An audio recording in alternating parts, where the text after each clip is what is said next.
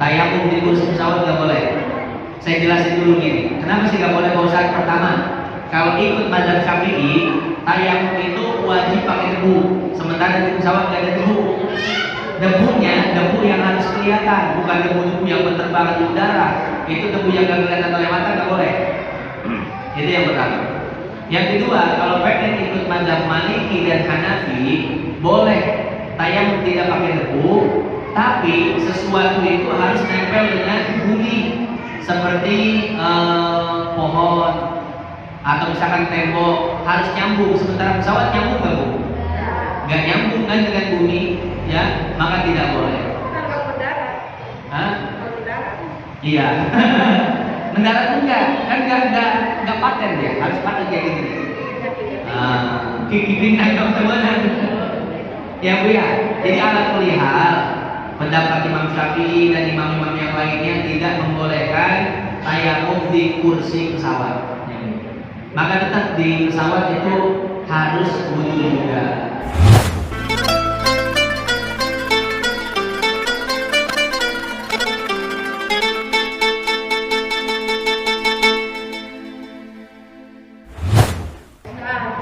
cuma ke misalnya ke Jakarta, nggak bakal belanja nih. Tahu-tahu udah dulu saya nggak sholat dulu, nggak sholat di pondok bisa belanja Pak? Iya. Jadi kata Nabi, man nasiya sholatan falyaqdiha idza dzakaraha. Siapa orang yang lupa sholat seperti itu dan lain sebagainya, itu termasuk lupa juga. Iya, tahu nggak? Maka hendaklah dia mengqadha saat dia mengingatnya. Nah kemudian kias aulawinya kata Imam Nawawi dalam Al-Majmu' Syarah Al-Muhadzab, kalau orang yang lupa sholat saja dia disuruh mengqadha, apalagi yang sengaja meninggalkan. Ya Bu ya. Orang sengaja meninggalkan sholat maka wajib mengqadha. Nah jadi kan ibu itu sengaja berarti ya. Nah, tetap wajib diqadha. Iya. Wajib diqadha ya. Cuman Bu, sebisa mungkin sholat itu jangan sampai keluar dari waktunya. Fawailul lil alladzina hum wa yamnauna. Nah, ini hati-hati Bu.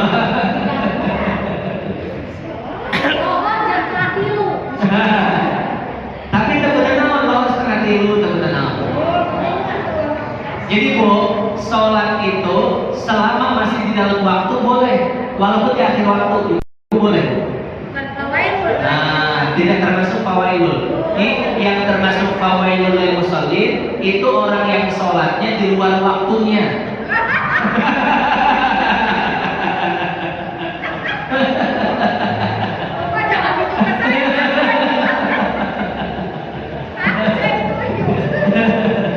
Ya, nggak apa-apa. Yang penting Iya, nggak apa-apa. Tapi jangan jadi kebiasaan. Sekali-kali Ya, Bu, sesulit apapun kita wajib sholat. Pak Ustadz pakaian najis, sholat tetap jadi masalah. Namanya sholat dihormati waktu. Sholat untuk menghormati waktu, untuk menggugurkan dosa. Ibu misalkan kemana-mana, oh Pak Ustadz, siut dia kena najis, terus ganti-gantinya, nggak apa-apa Bu sholat. Iya, ini namanya sholat dihormati waktu. Sholat dihormati waktu ini untuk menggugurkan dosa. Yang penting ibu berdosa. Kan kalau kita sengaja meninggalkan sholat, itu kan dosa ya Bu ya. Nah maka kita sholat dihormati waktu, walaupun nanti wajib diqadha lagi. Nah sholat dihormati waktu agar kita tidak berdosa. Ingat waktu gitu ya. Iya, hormat waktu. Aku tanya, kalau Iya. apa ya pelesiran, jalan-jalan, itu termasuk hukumnya apa tuh jalan-jalan? Iya, pelesiran, jalan-jalan itu termasuk perjalanan yang mubah. Boleh. Iya. Ibu boleh Bu jalan-jalan ke puncak, ke gunung-gunung, ke laut-laut boleh. Apa kata Allah? Wal arda wada'aha lil anam. Surat apa Bu? Ar-Rahman, betul kan? Wal arda wada'aha lil anam. Ibu sering baca, tapi tahu nggak artinya apa? Enggak. Artinya adalah bumi dan seluruh isinya itu untuk manusia.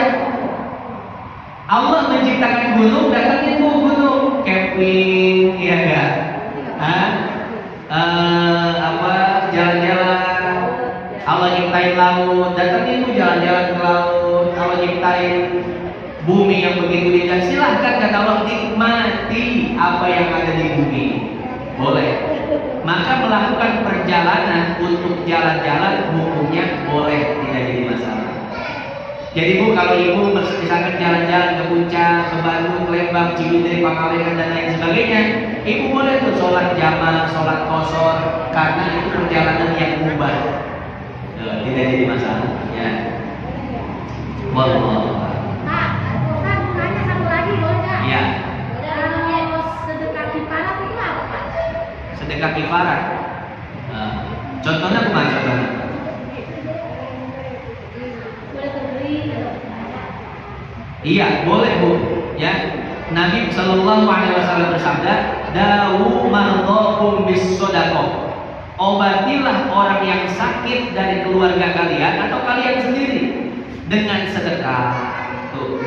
Jadi kita berobat itu bukan cuma berobat zahir, tapi berobat batin juga. Niatnya berubah. Niatnya berobat. Ya, Ibu ketika sakit ke dokter niatnya apa?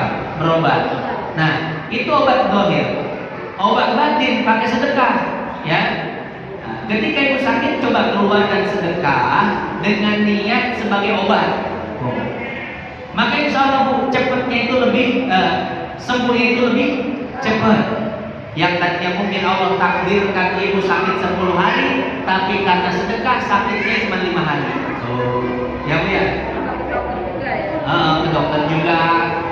Ini mah Ibu sakit sedekah doang ya. Harus ada ikhtiar dohirnya juga. Ikhtiar dohir, ikhtiar batin.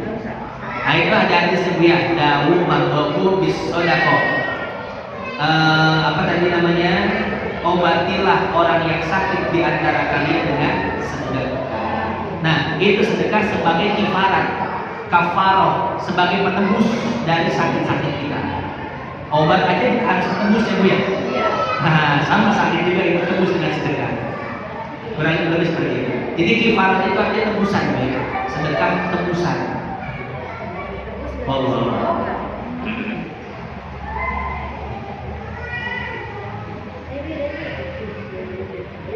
Ada lagi? Ya.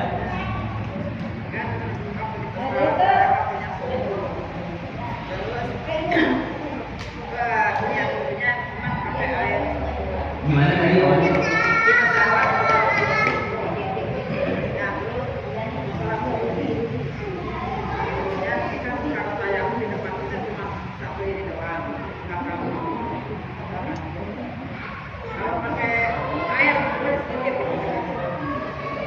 Di pesawat. Iya. Pertama Bu, ketika kita ingin sholat di pesawat tetap wajib wudhu. Ya Bu ya, wajib wudhu. Apa aja itu? Makanya bawa semprotan dia, bawa semprotan. Kalau seandainya Ibu tidak bawa semprotan, maka tidak boleh tayamum. Nggak boleh tayamum di kursi pesawat itu nggak boleh Bu. Nggak, tayamum itu nggak pakai air. Nggak boleh. Selama masih ada air nggak boleh tayamum. Maka Ibu nggak boleh tayamum di pesawat. Ya. Iya, pakai air.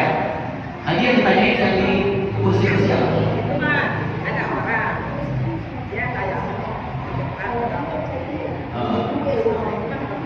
Iya.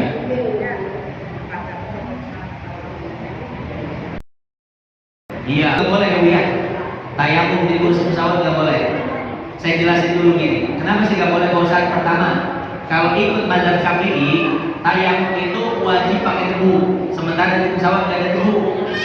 Debunya, debu yang harus kelihatan, bukan debu-debu yang berterbangan di udara. Itu debu yang nggak kelihatan oleh mata nggak boleh. Itu yang pertama. Yang kedua, kalau pengen ikut mazhab Maliki dan Hanafi, boleh tayamum tidak pakai debu, tapi sesuatu itu harus nempel dengan bumi, seperti pohon atau misalkan tembok harus nyambung. Sementara pesawat nyambung nggak Bu? Nggak nyambung kan dengan bumi, ya, maka tidak boleh. Kan kalau mendarat, Hah? kalau mendarat. Iya. Mendarat enggak, kan enggak paten ya, harus paten kayak gini. Kiki naik teman-teman. Ya Bu ya, jadi alat pelihara pendapat Imam Syafi'i dan imam-imam yang lainnya tidak membolehkan tayamum di kursi pesawat. Maka tetap di pesawat itu harus wudu juga. Nah, bagaimana kalau nggak ada air? Berarti tidak usah wudu, tidak usah tayamum. Misalkan itu nggak buat semprotan ya. Nah kan kalau wudu misalkan di toilet, ntar airnya takut habis. Ya orang semuanya wudu takut habis. Nah maka tidak wajib wudu di toilet, walaupun di toilet ada air. Tapi karena itu untuk kebutuhan, ya kebutuhan istinja dan lain sebagainya. Nah kalau ibu bawa semprotan air sengaja di rumah, maka wajib wudu menggunakan itu. Tapi kalau nggak bawa semprotan air, ya sudah Bu. Maka ibu sholatnya itu tanpa wudu, tanpa tayamum. Ya udah sholat. Itu dihormati waktu ya, Bu, ya, hormat waktu. Nanti begitu mendarat, itu sholat yang dilakukan di pesawat dikodok semuanya. Ya. Kalau nggak dijamah aja, misalkan. Nah kalau ada waktu lebih bagus dijamah ya, Bu, ya. Misalkan ada waktu nih, pesawat terbang jam 11 siang, nyampe jam 5 sore. Maka sholat zuhurnya itu dilewat di pesawat ke sholat zuhur. Kapan sholat zuhurnya? Kalau udah landing. Tuh, jam 5 sore jamak zuhur dengan asar. Iya. Kurang lebih seperti itu. Oke.